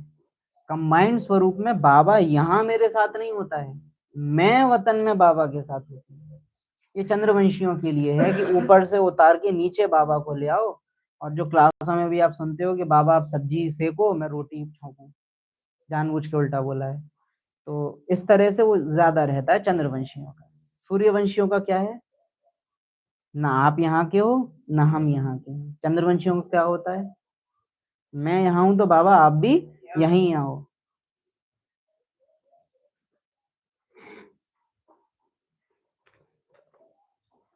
स्लोगन। महारथी वह है जो कभी माया के प्रभाव में परवश न हो। प्रभाव में तो आएगा, परवश न हो, मीन्स इतना हावी न हो जाए माया जो बाबा से ही उलट कर दे। माया संग में तो आएगी। आज बाबा ने मुरली में एक इंपॉर्टेंट पॉइंट था कि युद्ध का मैदान उनका भी है तो हमारा भी है। तो माया सामना तो करेगी, प्रभावित भी करेगी, लेकिन इतना प्रभाव ना हो कि स्वभाव ही बदल जाए। शांति का, मेरा बहुत मीठा बोलने का नेचर है या मेरा शांत रहने का नेचर है, तो इतना हो कि वो शांति चुप में बदल जाए। यानी पहले मैं शांति में खुश रहता था, अब शांति मेरी थोड़ी रूखी हो जाए, लेकिन इतना प्रभाव ना हो जाए कि मैं एकदम मानो लड़ाई लड़ने लग गई, तेज आवाज मेरी हो गई। ये क्या हो गया? परवश, हावी हो गई माया मेरे ऊपर। बाबा बहुत अच्छा लगता है, बाबा में इंटरेस्ट कम हो जाए इतना हो सकता है, लेकिन बाबा अच्छा ही ना लगे। मुरली पढ़ने में आज जितनी अच्छी स्टेज है कल उतनी नहीं है, ये हो सकता है। या आज मेरे को बिल्कुल नींद आई, कल थोड़ी अंगड़ाई आ गई, लेकिन बिल्कुल इतनी नींद आ गई कि बिल्कुल एकदम बेहोश हो रहे हैं। तो ये क्या है? परवश, कंट्रोल ही बिल्कुल छूट जा रहा है, आपकी कर्मेंद्रियां माया के वश हो जा रही हैं, तो ये परवश हो रहे हो। एक है कि शराबी शराब पीते हैं, लेकिन इतनी कि उनका कंट्रोल नहीं छूटता, वो क्या बोल रहे हैं क्या कर रहे हैं उनको होश रहता है। और एक ऐसे होते हैं जो बिल्कुल उनको ये कि अच्छा कल क्या हुआ था, ये हुआ था क्या, हाँ याद ही नहीं रहता। तो ये है कि महारथी वह जो कभी माया के प्रभाव में, ये भी कह सकते थे बाबा कि माया के प्रभाव में ना आए, लेकिन बाबा ने क्या बोला? प्रभाव में परवश ना हो। यानी उसकी बुद्धि की कमांड डिस्टर्ब हो सकती है, लेकिन उसके हाथ से छूट नहीं सकती, कंट्रोल हमेशा उसके हाथ में रहेगा। माना संकल्प में डिस्टरबेंस आ सकती है, लेकिन कर्मों में डिस्टरबेंस नहीं आएगी, कर्म प्रभावित नहीं होंगे उस हद तक कि एकदम उल्टे ही कर्म होने लग गए। हाँ, संकल्पों में हिल जाएंगे, संकल्प हिल जाएंगे। कर्म में कोई चीज आ गई, माना दाग लग गया, ये बाबा ने बोला हुआ है। अच्छा, कुछ एक्स्ट्रा पॉइंट्स हैं जो निकाले हुए हैं अनासक्ति को लेके, जो आज की मुरली का मुख्य भाव भी है। मुख्य पॉइंट आज की मुरली का अनासक्ति, 31/12/1970 की मुरली से आगे चलो। आगे चल अनेक प्रकार के व्यक्ति वैभव अनेक प्रकार की वस्तुओं से संपर्क करते हो, इसमें भी सदा व्यक्ति में व्यक्त भाव के बजाय आत्मिक भाव धारण करो। वस्तुओं व वैभवों में अनासक्त भाव धारण करो तो वैभव और वस्तु अनासक्त के आगे दासी रूप में होगी और आसक्त भाव वाले के आगे चुंबक की तरह फंसाने वाली होगी। साकार मुरली का वाक्य याद करो, बाबा ने क्या बोला? ऊंची साड़ी पहनेंगे तो क्या होगा? ऊंच मंजिल पहुंचने में अटक होगी, देहभान आ जाएगा। तो क्या बोला? आत्माभिमानी स्थिति होगी तो न्यारी रहेगी, दासी के रूप में कार्य करेगी, लेकिन आसक्ति होगी तो बाबा ने बोला चुंबक की तरह फंसाने वाली। जो छुड़ाना चाहो तो भी छूट नहीं सकते, छुड़ाना चाहो तो भी छूट नहीं सकते। मीन्स क्या है? बाबा बोलेगा मैं इसको जला दूं तो आत्मा कह तो देगी हाँ बाबा जला दो, लेकिन इतना दुख है अंदर कि वो जल भी गई है, वो चीज खत्म भी हो गई, लेकिन याद नहीं भूल रही है। फोटो देखा तो जूम कर करके उसी चीज को देख रहे हैं, या कोई देहधारी था तो उसके फोटोज में आज तक भी फंसे हुए हैं। हाँ, तो छुड़ाना चाहो तो भी छूट नहीं सकते, इसलिए व्यक्ति और वैभव में आत्मा भाव और अनासक्त भाव का परिवर्तन करो। व्यक्तियों में आत्मा भाव, वस्तुओं में अनासक्त भाव। इस शरीर में आत्मा ही मेरी है और इस वस्तु में कुछ भी मेरा नहीं है। जो सजीव है कम से कम वो आत्माएं मेरी हैं, जो निर्जीव है तो कुछ भी मेरा नहीं है। जो जिंदा है वही मेरा हो सकता है, जो मरा हुआ है वो मेरा है ही नहीं, क्योंकि मैं चेतना हूं। तो जो चैतन्य है वही मेरे अपने हैं, बाकी जो कुछ भी चैतन्य नहीं है वो मुझ चेतना के अपने नहीं है। ये अटेंशन। और आगे चलो चलो। कोई भी पुरानी दुनिया के आकर्षणमय दृश्य अल्पकाल के सुख के साधन जो यूज करते हो वह देखते हो। अच्छा, अल्पकाल के सुख के साधन कौन कौन से हम यूज कर रहे हैं? फोन, हाँ, washing machine, fridge, cooler, mixie, पंखा, एसी, ये सब है ना साधना। अगर हम नहीं बोलते तो क्या बुद्धि में आते पीछे? याद करना फौरन। साधन माना बाबा क्या बोल रहे हैं, इमर्ज करो। हम किन किन चीजों को यूज कर रहे हैं वो आनी चाहिए अंदर। हाँ, मन, बुद्धि, संस्कार, ये सूक्ष्म साधन हो गए। एक नंबर। ये और सूक्ष्म साधन हो गए।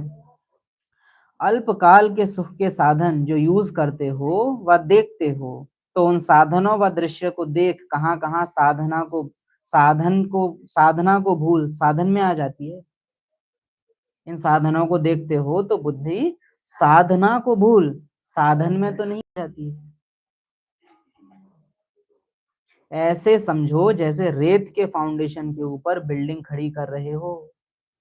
साधनों के वशीभूत हो जाते हो, साधनों के आधार पर साधना। ऐसे समझो जैसे रेत के फाउंडेशन के ऊपर बिल्डिंग खड़ी कर रहे हो। बिना कमेंट्री के योग नहीं लगता।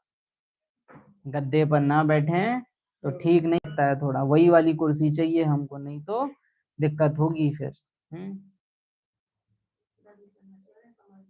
हाँ, उसका क्या हाल होगा, ये भावा जहाँ बोल देते हैं ना क्या हाल होगा, ये बड़ा डेंजरस होता है।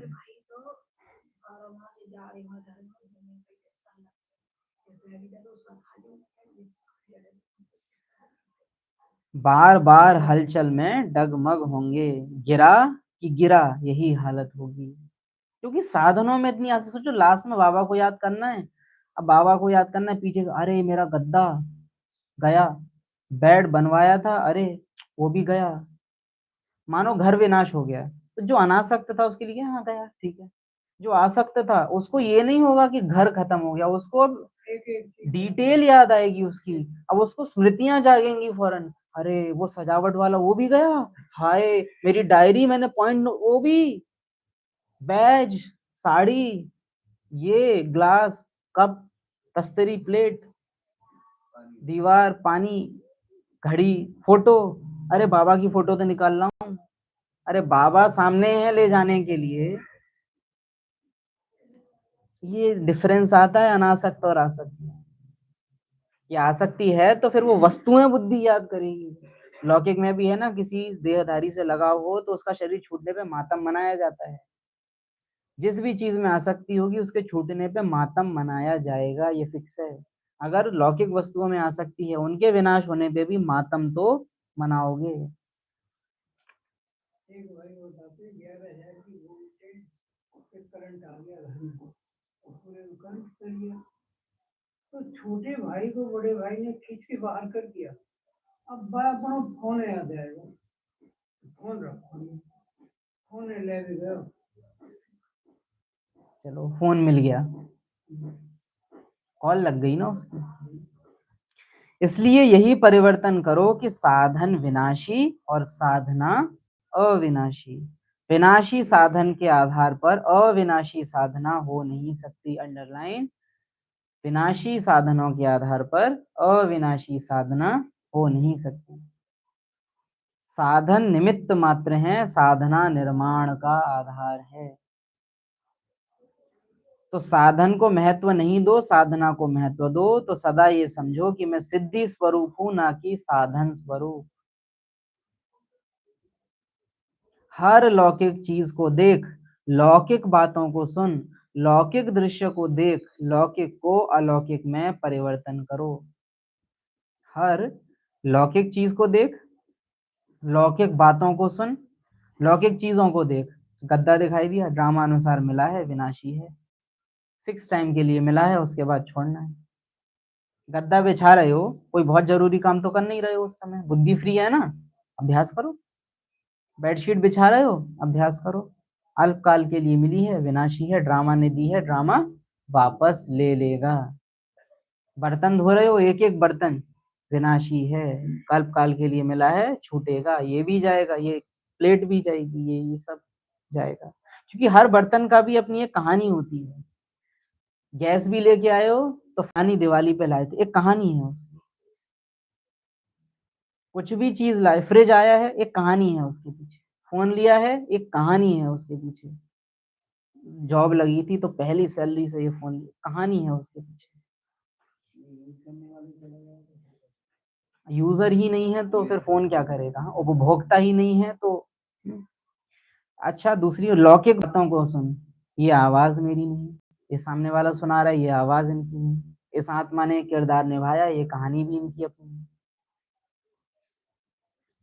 लौकिक दृश्य को देख, इन आंखों से दिखाई देने वाली सब चीज क्या होगा, विनाश हो जाएगी। आकाश के नीचे जो कुछ है, लौकिक को अलौकिक में परिवर्तन करो, अर्थात ज्ञान स्वरूप हो, हर बात से ज्ञान उठाओ। क्या सुना, ज्ञान स्वरूप हो, हर बात से ज्ञान उठाओ। ये करने लग जाओ तो पूरे दिन में सोचो एक सेकंड नहीं बचेगा जब तुम ड्रिल न कर रहे हो।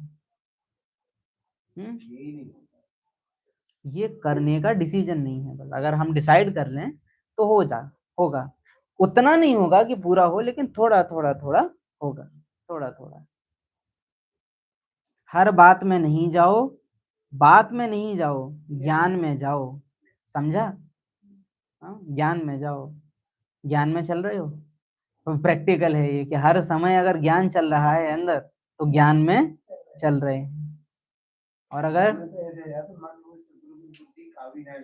होता है, रावण की दुनिया में बुद्धि एकदम एक्टिव हो जाती है, और जहां बात राम की आए तो नींद, भूख, प्यास, दस्त, उल्टी, सब बीमार हो जाते हैं। लेकिन बात अगर राम की हो और रावण की हो तो बुद्धि एक्टिव एकदम होता है, क्योंकि बुद्धि जाम है ना अभी। लेकिन ये करते रहना चाहिए जिससे बुद्धि वापस से जागे। बात में नहीं जाओ, ज्ञान में जाओ, ज्ञान स्वरूप हो, हर बात से ज्ञान उठाओ। 25/12/69 की मुरली। अपने मन और तन को और कुछ भी निमित्त रूप से मिला है, चाहे जिज्ञासु है, सेंटर है, व स्थूल कोई भी वस्तु है, लेकिन अमानत मात्र है। हाँ, अमानत, अवतार की अमानत। अमानत समझने से इतना ही अनासक्त होंगे, बुद्धि नहीं जाएगी। अनासक्त होने से रूहानियत आएगी। किससे? इतने तक अपने को क्षमा पर मिटाना है। हाँ, बहुत सुंदर लाइन। इतने तक अपने को क्षमा पर मिटाना है। महफिल में जल उठी क्षमा। हाँ, इतने तक अपने को क्षमा पर मिटाना है। मिटाना तो है, लेकिन कहाँ तक? इतने तक। यह मेरे संस्कार हैं, यह मेरे संस्कार शब्द भी मिट जाए। मेरे संस्कार फिर कहाँ से आए? मेरे संस्कारों के कारण ही यह बातें होती हैं। क्या सुना? मेरे संस्कार के कारण ही तो ये बातें होती हैं। इतने तक मिटना है जो नेचर भी बदल जाए। इतने तक मिटना है जो नेचर तक बदल जाए। जैसे मम्मा, नेचर शरीर तक बदल गया, इतना ओम राधे को अपने अंदर से मिटा दिया, जो राधे ओम हो गई, निराकार हो गई, तो बॉडी भी चेंज हो गई। फिर यज्ञ माता जैसा शरीर हो गया, कन्या जैसा नहीं लगता था। जब हरेक की नेचर बदले तब आप लोगों के अव्यक्ति पिक्चर्स बनेंगे। नेचर बदले तो अव्यक्ति पिक्चर्स बनेंगे। अव्यक्ति पिक्चर क्या है? संपूर्ण स्टेज, संपूर्ण स्वरूप। नहीं दिखता है। संपूर्ण स्वरूप अगर अनुभव नहीं होता है, नहीं दिखता, तो क्या है? अभी अपने को लौकिक रूप से मिटाया नहीं है। संगम युग की संपूर्ण स्टेज की पिक्चर क्या है? बाबा ने प्रश्न पूछ के छोड़ दिया है। अब खुद देखो अपने को, जितना मिटाया है उतना दिखेगी। अगर अपने संकल्पों को समेट ना सकें तो दूसरों के संकल्पों को समझ नहीं सकेंगे। अगर अपने संकल्पों को ही नहीं समेट सकते तो दूसरे के संकल्पों को समझ नहीं सकेंगे। इसलिए सुनाया था ना कि संकल्प का विस्तार बंद करते चलो। जितनी जितनी संकल्पों को समेटने की शक्ति होगी उतना उतना औरों के संकल्पों को समझने की भी शक्ति। जितना मैं अपने संकल्पों को समेट सकता हूँ उतना ही दूसरों के संकल्पों के पीछे की भावना को समझ सकता हूँ। अपने संकल्पों के विस्तार में जाने के कारण अपने को ही नहीं समझ सकते हो तो दूसरों को क्या समझेंगे? तो क्या सेवा करेगा बच्चे? हाँ, तेरी सेवा तो मुझे करनी पड़ रही है, तू क्या सेवा करेगा? अपने संकल्पों के विस्तार में जाने के कारण अपने को ही नहीं समझ सकते हो तो दूसरों को क्या समझेंगे? अच्छा, ओम शांति। अनासक्ति पर ड्रामा के रिपीट होने पर आज के दिन आप सबका विशेष अटेंशन रहे। अनासक्ति के लिए जो विशेष इतनी मुरली मिली हुई है इसको रिवाइज करें, स्मृति में रखें।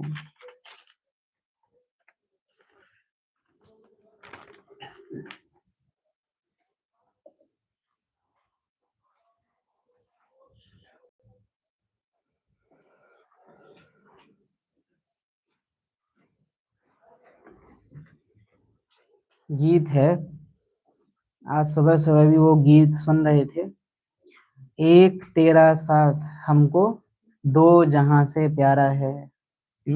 इस दुनिया का कुछ भी ना मिले संसार, ना मिले संसार, तेरा प्यार तो हमारा है। ऐसे करके वो गीत की लाइन्स हैं। अभी चलाते हैं उसको, अनुभव करना उसको अच्छे से।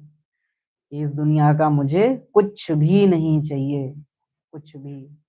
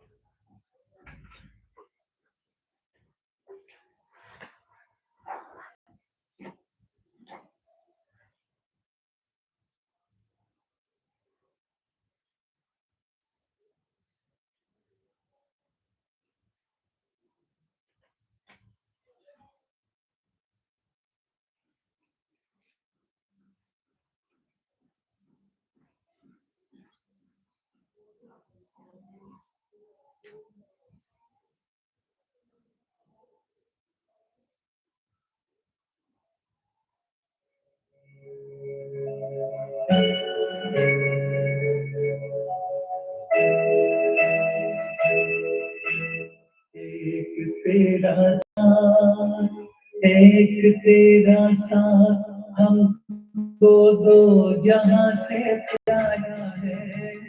एक तेरा साथ हमको दो जहां से प्यारा है। तू है तो हर सहारा है। ना मिले संसार, ना मिले संसार, तेरा प्यार तो हमारा है। ना मिले संसार, ना मिले संसार, तेरा प्यार तो हमारा है। तू है तो हर सहारा है। एक तेरा साथ हमको दो जहां से प्यारा है।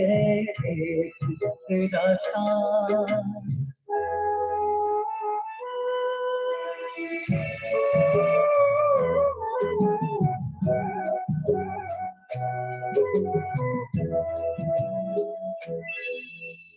हम अकेले हैं, शहनाइयाँ चुप है तो कंगना बोलता है।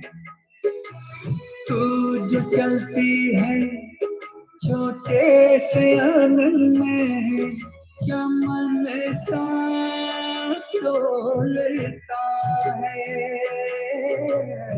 आज घर हमने आज घर हम मिलन के रंग से संवारा है, तू है तो हर सहारा है। ना मिले संसार तेरा प्यार तो हमारा है, ना मिले संसार।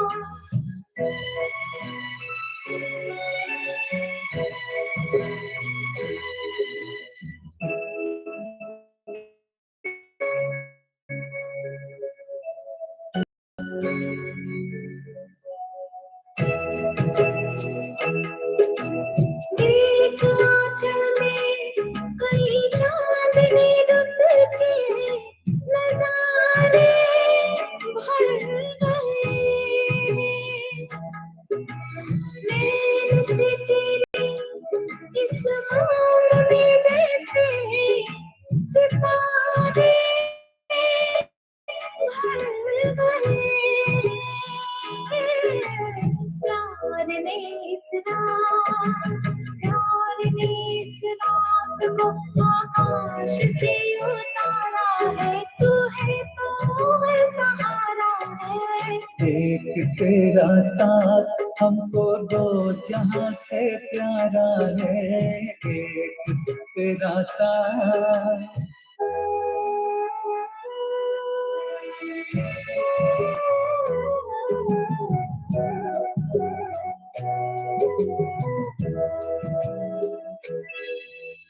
तेरे प्यार की दौलत मिली हमको तो जीना रास आया। तू नहीं आए ये आसमां चल कर ज़मीं के पास आया।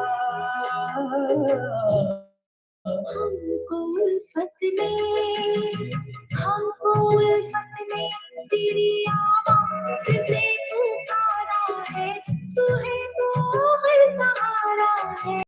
एक तेरा साथ, एक तेरा साथ हमको दो जहां से प्यारा है, तू है तो हर सहारा है।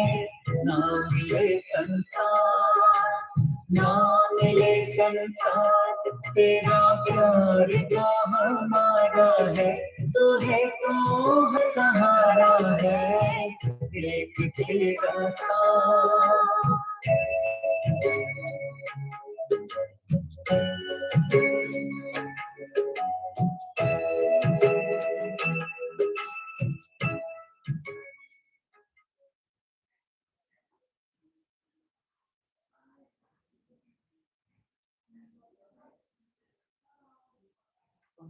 शांति।